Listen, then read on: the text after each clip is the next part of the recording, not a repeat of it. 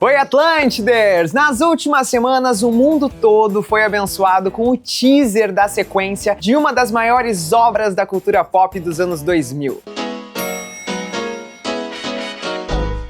Miranda?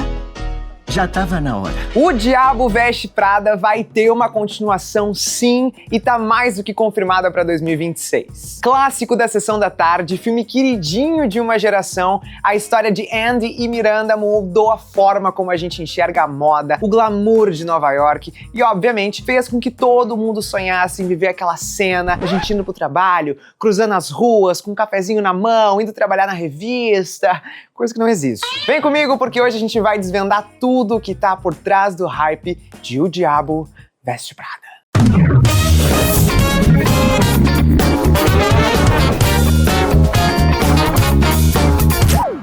O ano era 2006 e a gente tá falando do auge dos anos 2000. Tava rolando todo aquele hype dos tabloides, dos paparazzis e os escândalos envolvendo os socialites e as estrelas de Hollywood. Paris Hilton, Lindsay Lohan, Britney Spears, essas gatas dominavam as capas de revistas e os paparazzis perseguiam essas celebridades 24 horas por dia. O Diabo Veste Prada surgiu exatamente nesse cenário. Um mundo onde as revistas como a Vogue, a Runway, elas eram leis absolutas de estilo e tudo o que era glamouroso chamava muita atenção. Precisamos lembrar que antes da gente viver essa fase dos influenciadores, do Instagram, do TikTok, quem definiam as tendências eram as editoras de moda, os fotógrafos renomados, as semanas de modas chiquérrimas e as revistas que na época eram, impressas. Oh my God. No, no, no! What's wrong? Outra tendência bem forte dessa época era a glamourização do ambiente corporativo, essa ideia de que ser workaholic, bem-sucedido era maravilhoso e esse culto ao sucesso a qualquer preço, isso tudo estava muito hypado. Aliás, vários filmes e séries como Grey's Anatomy, House, O Aprendiz, que era com Trump, todos esses programas ecoavam essa mentalidade. A Andy representava os millennials que precisavam provar o seu valor, mesmo que custasse a sua vida pessoal. Já a Miranda representava aquele chefe tirânico, sabe? Considerado normal na época, hoje, obviamente, seria muito criticado. Quem criou o Diabo Veste Prada é uma diva querida chamada Lauren Weinsberg. Ela trabalhou como assistente na revista Vogue, uma das maiores e mais influentes publicações de moda no mundo, e ela convivia com horários impossíveis, exigências exageradas e um ambiente extremamente competitivo. Quando ela saiu de lá, ela resolveu escrever uma ficção inspirada na sua vivência, algo como um bastidor meio dramatizado desse universo. Ela nunca confirmou diretamente que a Miranda Presley é a Anna Wintour, mas o mundo inteiro fez a associação. E por que a Miranda e a outra diva compartilham essas características muito marcantes? Porque ambas tinham uma postura muito fria, eram extremamente elegantes e quase intimidadoras. Sabe aquela reputação de chefe que a gente ama? É exatamente isso. Como eu falei antes, no começo dos anos 2000, a Vogue ditava literalmente tudo que era considerado chique. Se não estava na Vogue, não existia no mundo fashion. As editoras de moda tinham status de celebridades até mais do que alguns designers. E essa indústria, ela estava extremamente hierarquizada e glamourizada. Palavra difícil essa, né? Hierarquizada. Difícil. Anna Wintour era a pessoa mais poderosa da moda e ainda é, tá? O seu poder de influenciar tendências, lançar designers e mudar comportamentos era quase místico, a mulher era muito poderosa. Por isso, um livro que parecia expor os bastidores desse universo chamou a atenção rapidamente. O que é interessante é que o filme suavizou e aprofundou a Miranda ao mesmo tempo. No livro, a Miranda é bem mais cruel e caricata, mas no cinema, a gente precisa aqui ressaltar o trabalho da Meryl Streep, que trouxe muito mais camadas para essa personagem. Ela deu aí uma camada de humanidade, que transformou a Miranda em um ícone cultural, não apenas uma vilã, que no caso era o que ela se propunha na história.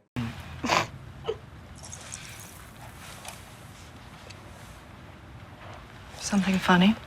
Isso também mudou a mensagem da história, de minha chefe é um grande monstro, ai meu Deus, para, vamos militar agora? O sistema de poder é monstruoso, sim, mas as pessoas são complexas. A Meryl Streep já era considerada uma das maiores atrizes de Hollywood e recebeu uma belíssima de uma indicação ao Oscar pela sua performance em O Diabo Veste Prada. Uma curiosidade dos bastidores é que a Meryl disse que ela precisava manter uma distância bem fria para que a Anne Hathaway realmente sentisse a pressão de trabalhar com a Miranda. A Anne conta que isso fez ela chorar no primeiro dia de estúdio, mas que depois a colega abraçou a ela dizendo: calma, isso aqui a gente tá apenas construindo o trabalho do ator, né? O trabalho do ator. Union, which exposed the exploitation of A frase "That's all" virou marca registrada e a Meryl Streep improvisou várias variações dessa frase e a equipe amou, tanto que a diretora botou no final. Já a Andy era um retrato total da geração Millennium. Ela estava tentando entrar em um mercado extremamente competitivo, cheia de sonhos, mas rapidamente ela foi engolida pela cultura de excesso no trabalho. Essa jornada dela de perder a própria identidade enquanto ela tenta impressionar a chefe é um tema que muitas pessoas se identificaram com o filme. Aliás, a Anne Hathaway quase não conseguiu o papel, tá? O estúdio que estava produzindo o filme queria uma atriz mais strange na época. E antes dela, outras atrizes foram consideradas para o papel da Andy, inclusive a Scarlett Johansson e a Kate Hudson. A Anne brigou, né, entre aspas, pelo papel e conquistou. Aliás, ela fez o teste usando roupas da própria Vogue, já que a personagem passaria aí por uma transformação fashion. Então ela foi preparada para o teste. E o filme praticamente salvou a carreira da atriz naquele momento. Ela vinha de papéis muito mais leves, como o Diário da Princesa, né, com aquela coisinha mais mocinha, e ela tava com uma dificuldade de ser levada a sério. Ao conseguir a Andy, ela finalmente entrou em Hollywood como adulta, e isso abriu portas para outros filmes, como O Casamento de Rachel, Les Miserables e Interestelar. A Emily Blunt interpretou a Emily Charlton e ela não era também a primeira opção, tá? Ela fez o teste de última hora, inclusive ela tava de chinelo de dedo durante o teste, porque ela tinha perdido o voo, foi uma loucura, mas a gata passou, viu? O papel foi tão marcante que mudou a carreira dela e ela improvisou algumas das frases mais famosas do filme. We went upstairs. Oh my God, why didn't you just climb into bed with her and ask for a bedtime story? Basta a gente olhar o filme pra gente ver os looks incríveis que ele entrega. A figurinista foi Patricia Field, também conhecida por Sex and the City, que entrega muito na estética, e o orçamento para essas roupas pagas era relativamente pequeno, cerca de $100 mil. Mas muitas marcas emprestaram peças de graça, o que levou o valor total do figurino para aproximadamente $1 milhão.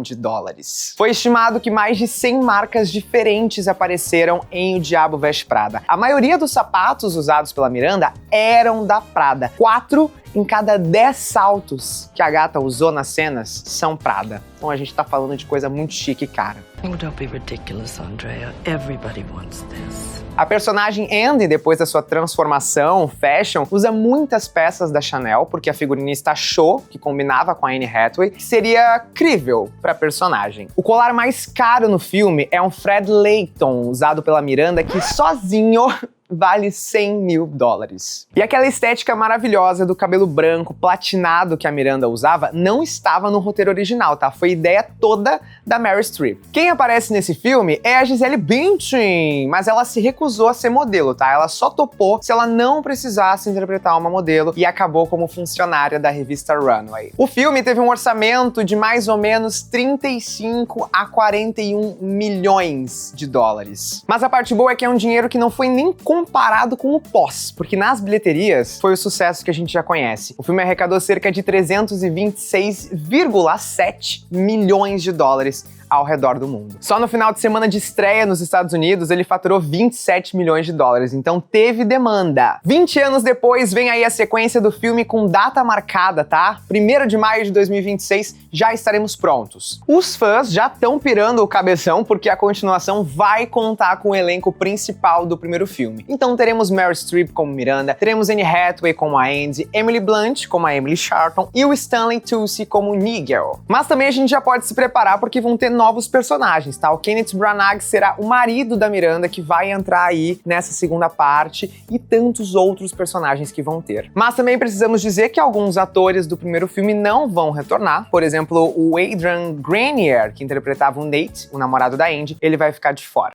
Maybe this trip is coming at a good time. Maybe we should take a break.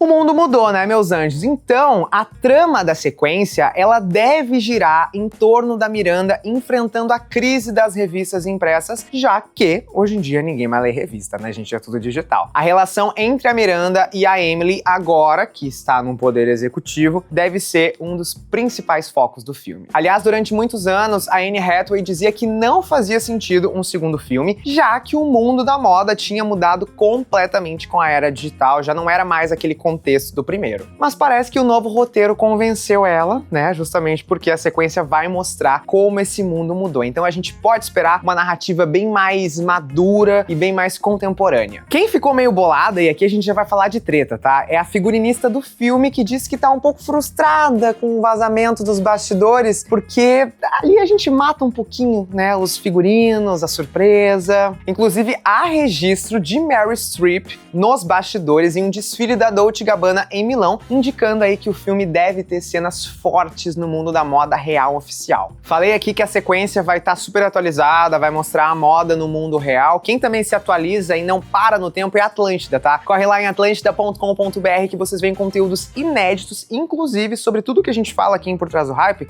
tá lá no nosso site, então não perde e fica ligadinho. A gente tem poucas imagens oficiais do filme, a gente tem somente o teaser até agora, mas já foi o suficiente para os fãs ficarem malucos. A gente vai ficar de olho aqui no Por Trás do Hype e qualquer novidade a gente volta pra contar pra vocês, tá bom? Se inscreva aqui na TLTV, curte, comenta, compartilha, conta quais são as suas expectativas. A gente volta logo mais com mais um episódio do Por Trás do Hype, tá bom? Beijo, até a próxima!